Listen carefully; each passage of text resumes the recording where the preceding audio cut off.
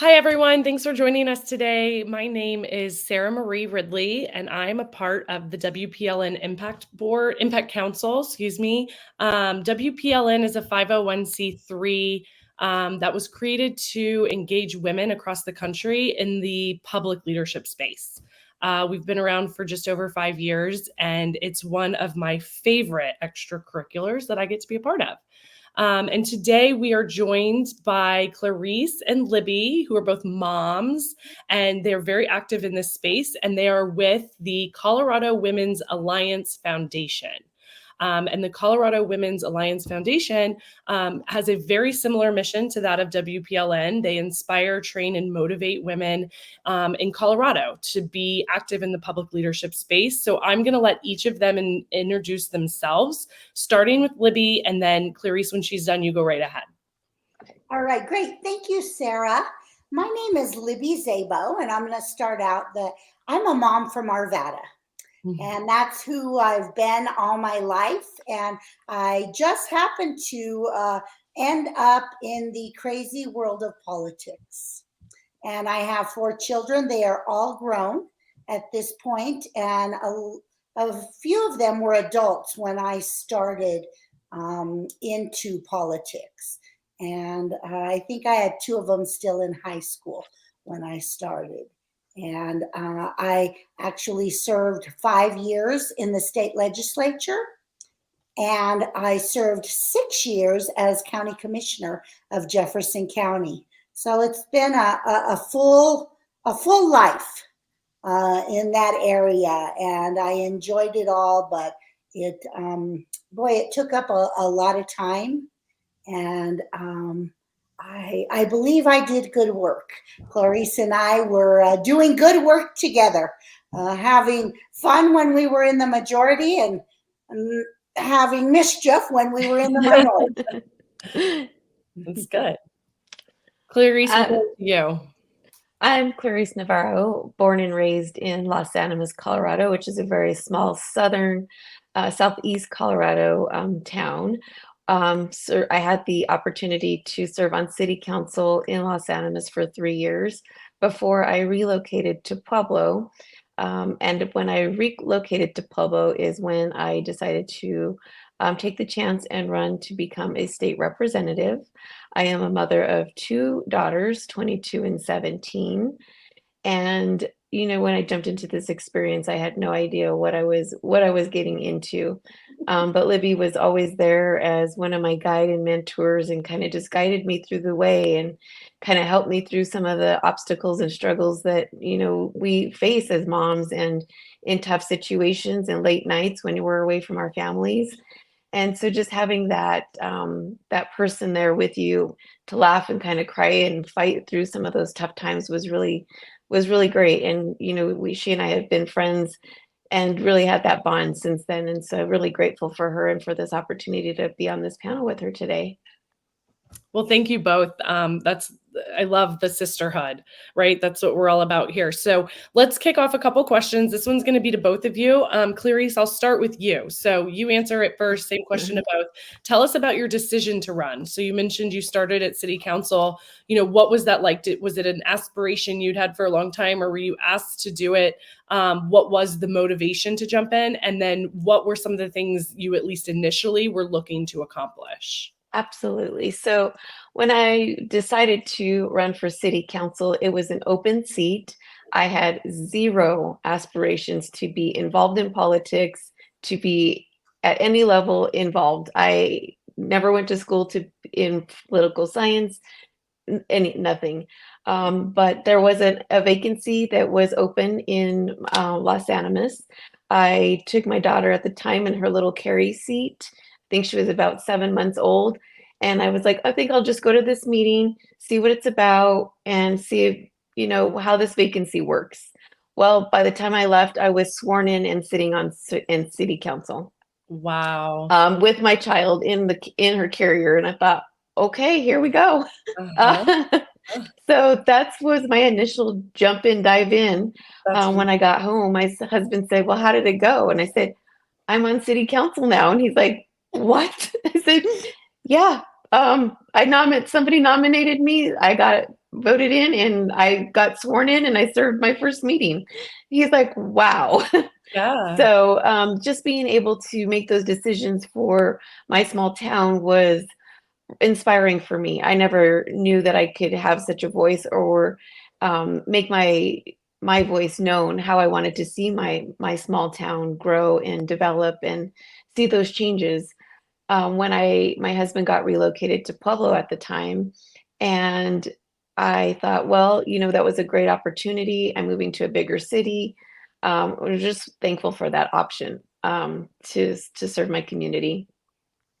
When I moved to Pueblo was during a redistricting time, and every 10 years in Colorado, we redistrict. And so that small piece of community where I lived and served in that county became a bigger piece of the bigger county that I moved to. And Speaker McNulty reached out to me and said, we don't know anybody in this small community that just got redistricted. We heard your name. We want to meet with you. We want to talk to you. And I thought, this is way beyond me. This is way beyond me. I don't even know what you're saying right now. I don't know if I can do this. But I met with him and I met with the former state representative that I was taking his spot. And, that's kind of where I got started. Somebody had to ask me to do it. Otherwise, I don't think I would have ever done it on my own. But just having that initial ask, that initial talk through is what motivated me to get started. That's great. Libby, what was your story? How did it happen for you? It's real interesting because Clarice and I kind of have a little bit of the same background. We are not, have degrees in political science or any of that. And frankly, I feel like that could be a deterrent to you serving your community. Because we're not smarter than our community. We're just part of our community. And knowing what the needs and the wants and how people live in your community is really how you can best legislate for them. And so, similar to Clarice, the head of the state party, Dick Wadhams, came to me. I have been involved in party politics all my life, area coordinator, district captain, organizing, working in the background. And I was just great there. I loved it. It was a great place to be a mom because it was about 6 months every 2 years. And I thought, as a mom, I can keep my household together for 6 months every 2 years as I get involved in the process at the local level of organizing the districts. And so it was perfect because it had a start and it had an end. And, I go back to momhood and coaching youth soccer and all that stuff that I did back then. And when the chairman of the state party, Dick Wadhams, came to me, I thought he was going to ask me to help organize Jefferson County for the state party. Like I knew what he wanted. And he asked me to run for office. And I had never thought about that. So I was a little shocked. And I said, gosh, I'm so flattered. But no, thank you. But if you find a good candidate, I'll run their campaign. Like, really? Because I think in this space, it's a man's world. And I know Clarice can attest to that. And men right away say, oh, my ego was stroked. Of course I'll do it. And women are more like, oh, gosh, I have this at home and I have to, do this and I have all of these things and, and I'm good over here. I don't know if that's where I should, be going. So he made me promise him that I would go home and talk to my family about it and think about it. Well, I didn't talk to my family because I wasn't going to do it. Enough conversations. I don't need to throw another one into the wrench. And so then he had everybody and their brother. I actually ran for the state Senate in 2007. That's what he came to ask in 2008. And I lost by 1%. And it was it was just so much work and so many things. But as he was, getting people to come call me saying, you should run for office, you'd be great for your community, blah, blah, blah, blah, blah. I was like, so I met with him again, and I thought this will get it. He'll leave me alone after this. So I told him, I'll pray about it. And I thought he would, okay, this is one of those crazy people. I will just let it go. And so he goes, okay, you let me know what God says to you. And I'm like, okay, well, that didn't work. So I went home and I told my family. And we all discussed it. We prayed about it. And I was really just, what should I do? What an opportunity to serve my community, because I always felt that was so important. Serve where you're at in your community and make it better. But what am I going to do with the rest of the life that I've already had? So one day my daughter and I, she was probably, in her early 20s, we were driving to lunch, and I was just telling her, gosh, I'm not sure what to do. And she said, Mom, if a door opens up, go through it. If you're supposed to do it, the doors will keep opening. And I thought, what wisdom was that? And so right there, it freed me up. I walked through the door and off I go. Here you are. Here I am.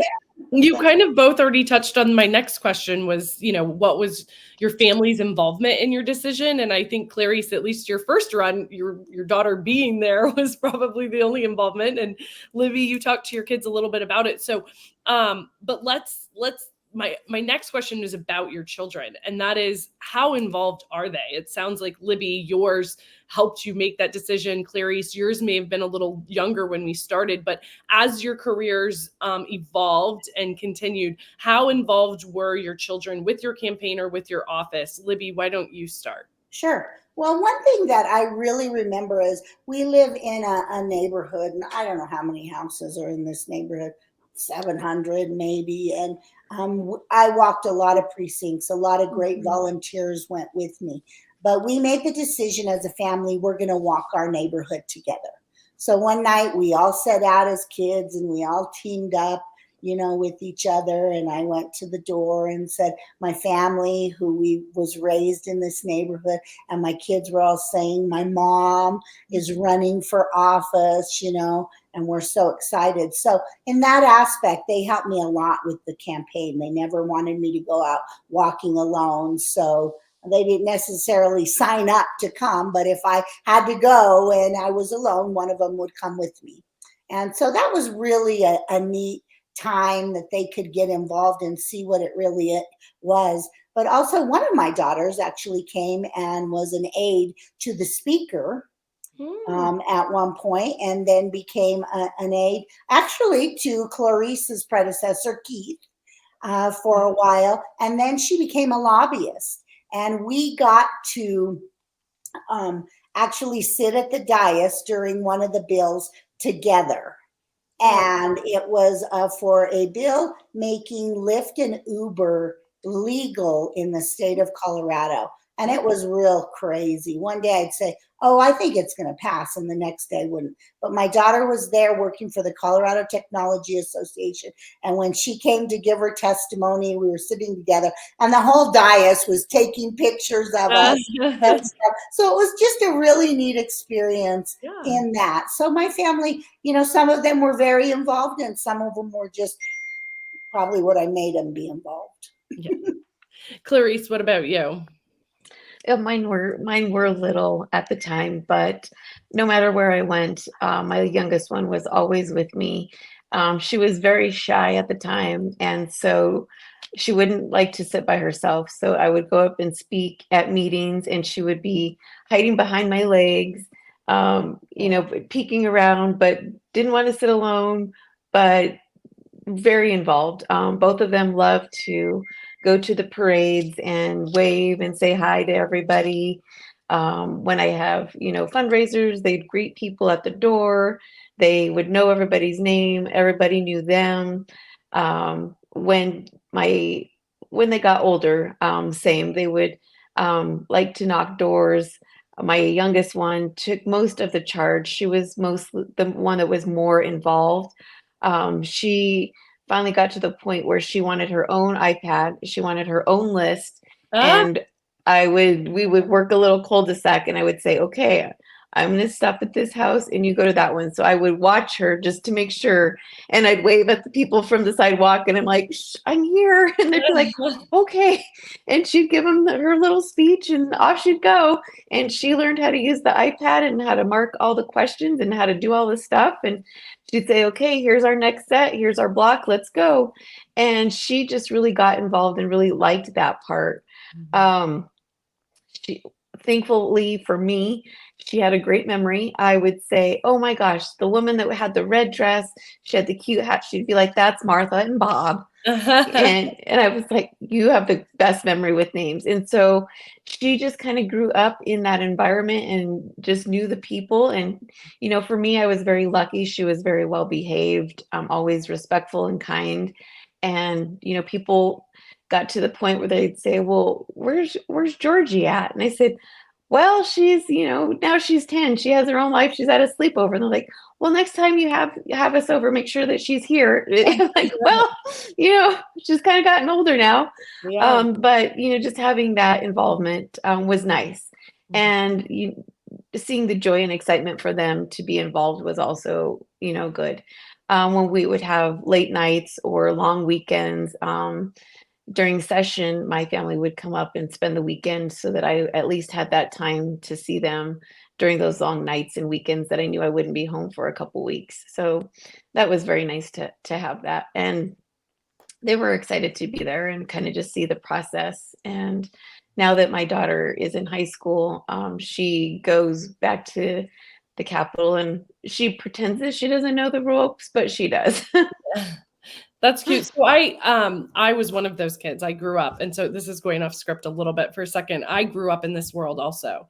But I now have clients. I actually have two clients in particular who they don't include their children.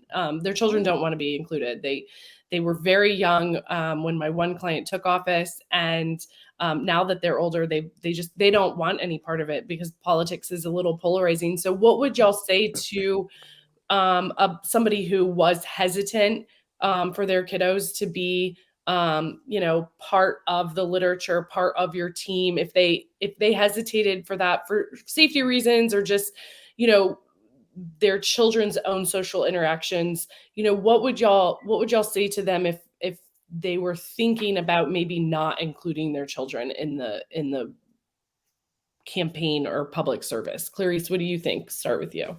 I think definitely being respectful to your children's wishes is important.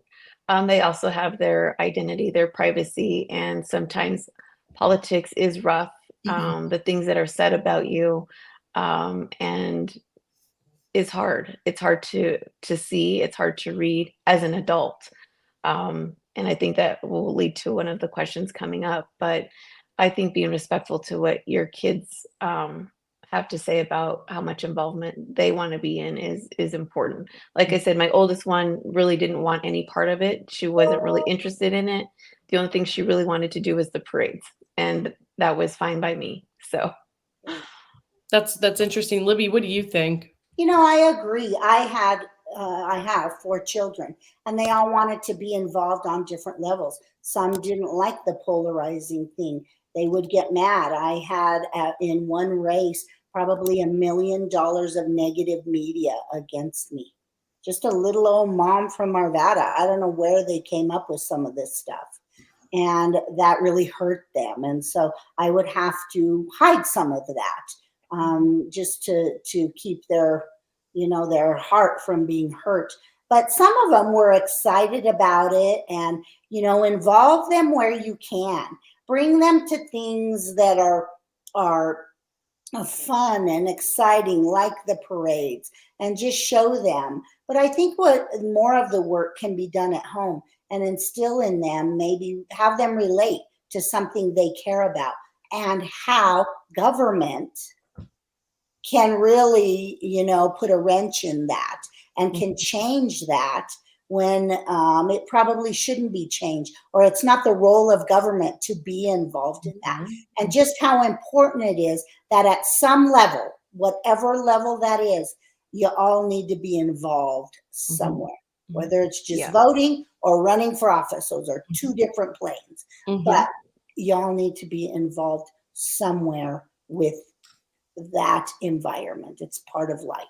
That's a really good point. Go ahead, Clarice. What else? We'd also just sit around the table and stuff envelopes. And my oldest one, she loved to fold the letters, stuff the envelopes, do the addresses. And she would be so proud of the hundreds of envelopes that the work that she was doing, because that was her contribution. And that's what made her heart happy to be doing that, even though she may not have realized she was helping me and she was involved in some way.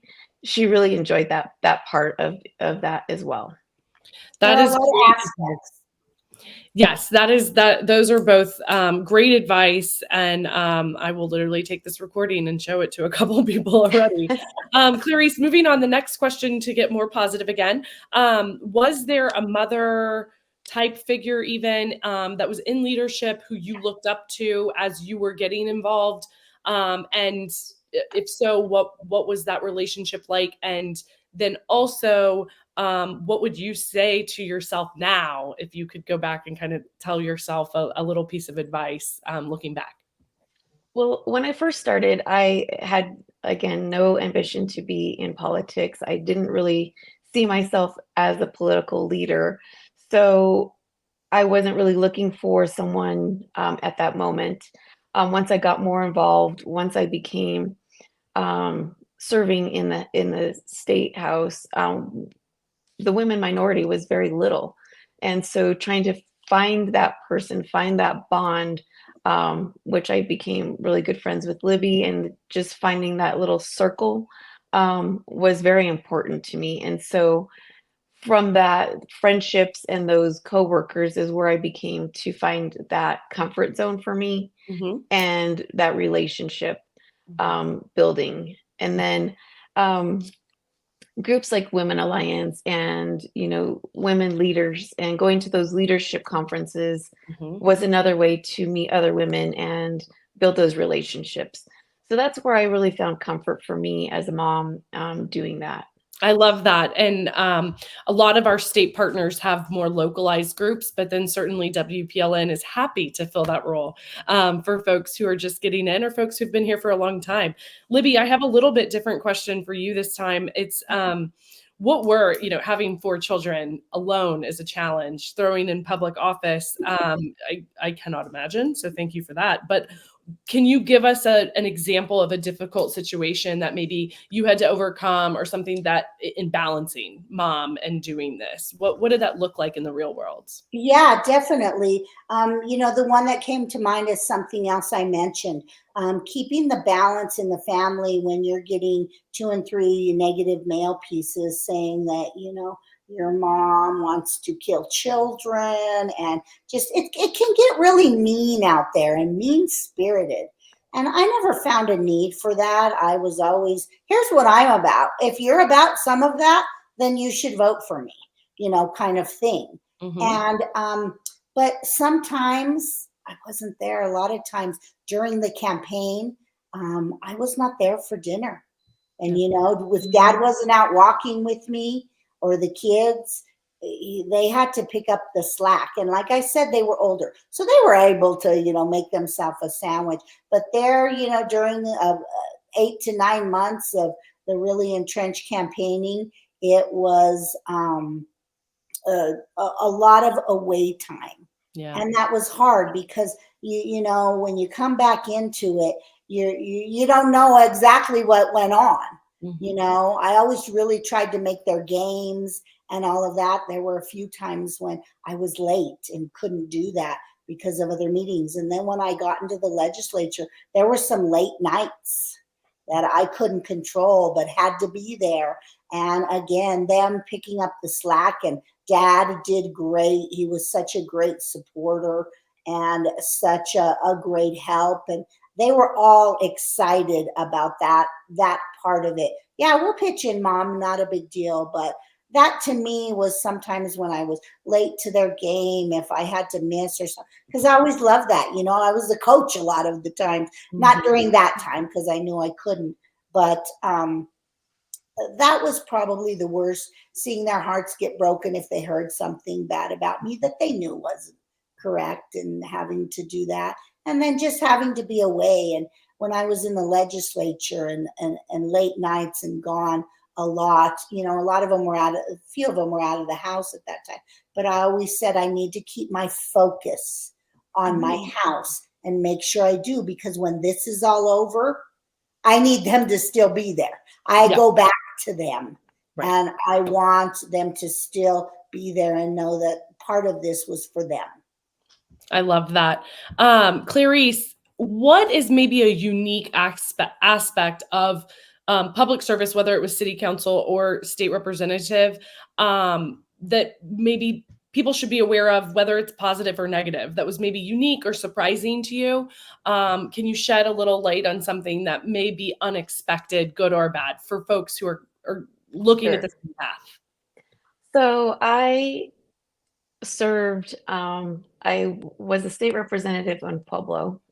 When I was in session for 120 days, that was in Denver. That's 100 and some odd miles from my home. So for 120 days, I was away from my home, away from my family, and I lived in Denver. In reality, when I was running for office, and, I didn't process that I was not going to be home for 120 days.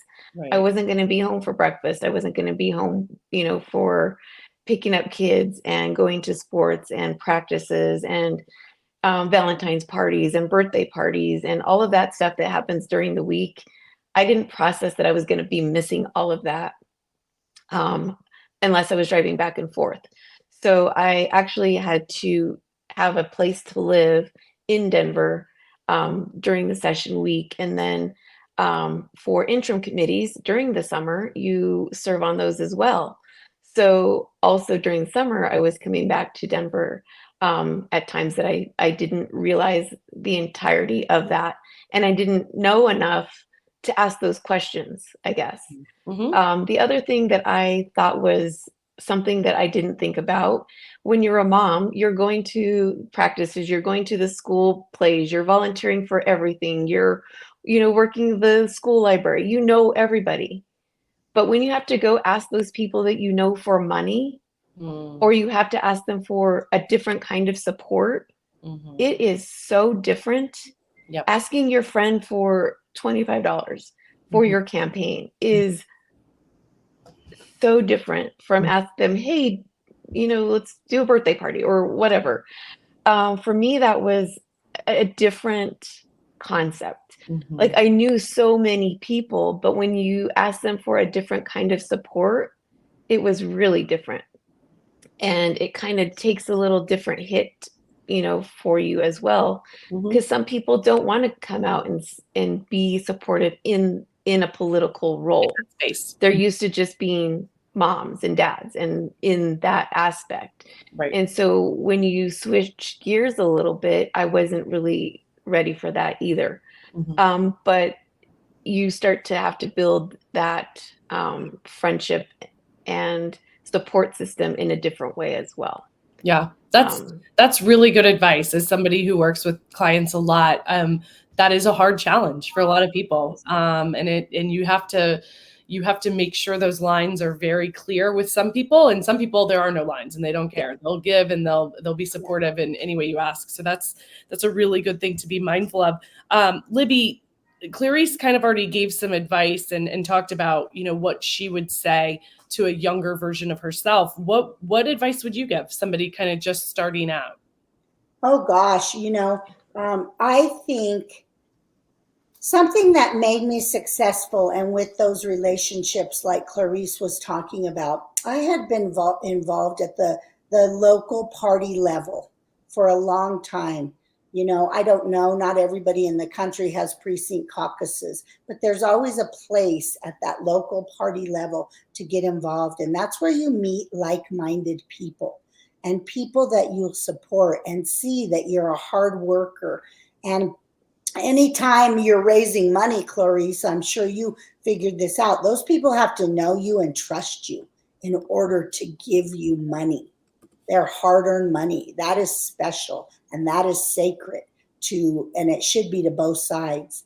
And so I would say to someone younger than me, someone who's just getting into it. Get involved at your local level. Do things, meet people so that they know you and that they can, when you do have to go to them for money, if you decide to run for office, you already have that relationship cultivated. I also help candidates, Sarah, and some of them have no relationships cultivated. I happen to go to a church of 5,000 people. So I knew a lot of people, and I'm a people person. I like to get involved. I get my energy from people. So I always had a lot of relationships, and that just made it that much easier. And also, when you're raising money, it's not you're raising money for yourself. That's right. You're raising money for a cause. It's an investment. And that's what so many things like WPLN and the Women's Alliance, they're a cause. I think we forget that. I think people think, well, they're not going to give me money. Well, no, they won't give you money maybe, but they'll give the cause money because they believe in it. And That's right. so that is my advice for, going out, cultivate those relationships. It'll help in so many ways when you finally do launch off into the bigger arena. Yeah, that's really great advice. This next question is a real tough one, but so important.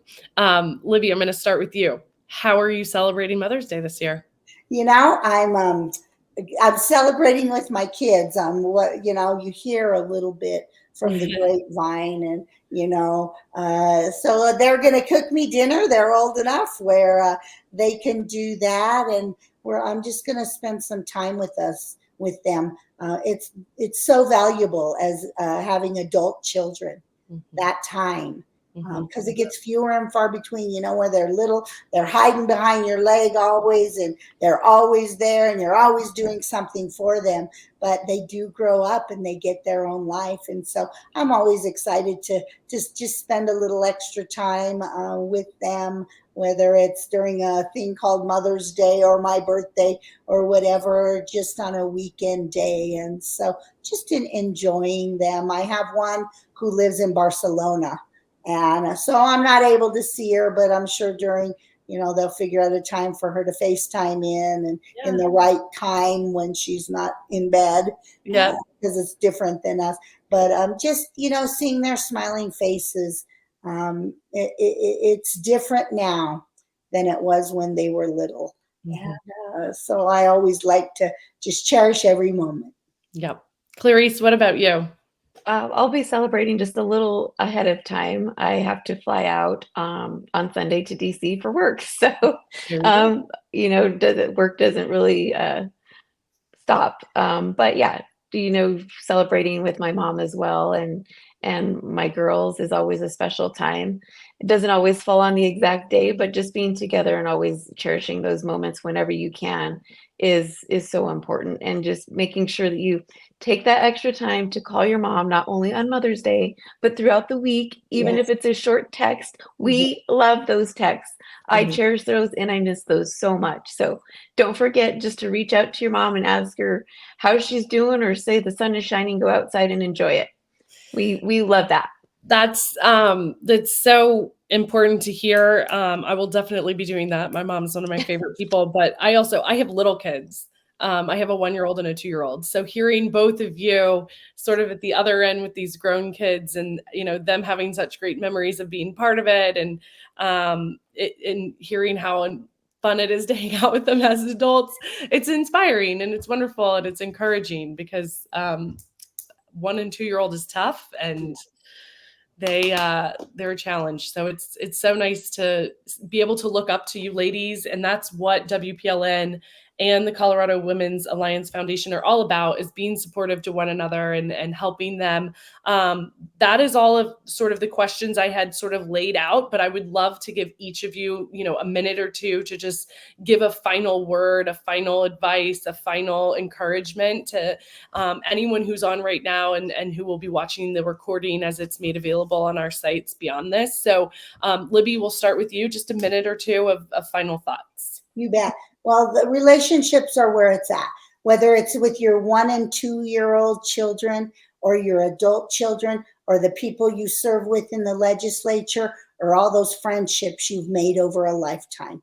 That's where it's at. And let that be your grounding, those relationships. Clarice, when she came into the legislature, her and I were kindred spirits. We became quick friends, and we were the only two Latinas in the House caucus. Wow. And one of my favorite things is, we talk about that, and they'd send us to places where there was just the other party, and we would be the Latinas there, fighting for the other side and that type of thing. And I always thought that was funny. But her and I, with our kindred spirit, we said, let's come together and have a nickname for us. And so we used the word Latina. She was La and I was Tina. And we would tell people that. I even got to tell Jeb Bush that one time. Oh my goodness. About that, because his wife was a Latina, and I was sitting on a bus next to him, and it was kind of a crazy story. But we kind of did that as kindred spirits, and people in the legislature would call that. So those relationships there were so important, along with your friends on the weekends when you can depress and go have dinner with them and then come together. I was able to come home every night. I lived about 20 minutes from the Capitol. So I was able to do that when I could. We could have dinner. But that's where it's at. That's what you're going to come back to. And always remember, that's your grounding. Yep. And that's who you can always go to, no matter what craziness happens. Now I'm not in office, but I still see people and they say, do you miss it? And I say, I miss the people. I don't miss the craziness, but I miss the people. And so that's what life is really about, those relationships. So thank you for the opportunity. It's been fun. Go Moms. Clarice, what are your final thoughts? My final thoughts are for any mom or who wants to get involved. Start at your local level. Spend some time really learning what that's about, what the time commitment is, how can you balance that time away from your family? Is it worth that time away from your family? Do you want to wait until your children are older before you make a bigger time commitment? Because it really is a big time commitment away from your family. It puts a lot of pressure on you and your family when you're get out of your routine, when you're not home all the time, when you're missing those special moments with your children, when you're missing that soccer game, or you're missing, that party at school. Mm-hmm. You as a mom, you just take that for granted and you cherish that. And when you become serving in a bigger public office, it takes a lot of time. Mm-hmm. But I definitely would encourage people to really ask the questions, reach out to Libby or I. We're more than happy to take more questions offline or anytime. I'm always here. I'm always available. Libby and I served in a really hard time. I know social media is terrible at times. You can take a beating and you have to just get up the next day and still serve your community, serve those people that love you, and serve those people that don't like you either. And that takes a toll on your children as well. So just be mindful of asking a lot of questions. There's nothing wrong with asking too many questions and getting really deep in those questions. Coming from two that have experience in so many different aspects, utilize us and give us those questions. That's a great place to wrap up. WPLN is on all the social media platforms, whether you're watching this on LinkedIn, you already have found us there, or Facebook. We're also on Instagram at WPL Network. At WPL Network is our Instagram. Colorado Women's Alliance Foundation is also on, we've got our little banner there so you can follow us. Colorado Women's Alliance Foundation is also on the all the different platforms. Follow them. If you'd like to reach out to Clarice or Libby or me for any reason, contact us on those platforms and we will get you in touch with these ladies. They are wonderful mentors. WPLN does the same thing. And even better, come June next month, we will all be together in person in Colorado, where they have much more beautiful weather than Texas, where I am experiencing. So I can't wait. So join us if you can at our summit. All of us will be there, I hope. I'm saying that I hope you guys will be there, and we can connect in person. But if you can't be there, certainly reach out to us on the web and we will connect you to whatever resources we can. That's what we're here for. Thank you. Thank you, ladies, and happy Mother's Day. Happy Thank you. Mother's Happy Day, Mother's Sarah Day. and Clarice and everybody Bye. else. Bye-bye. Thank you.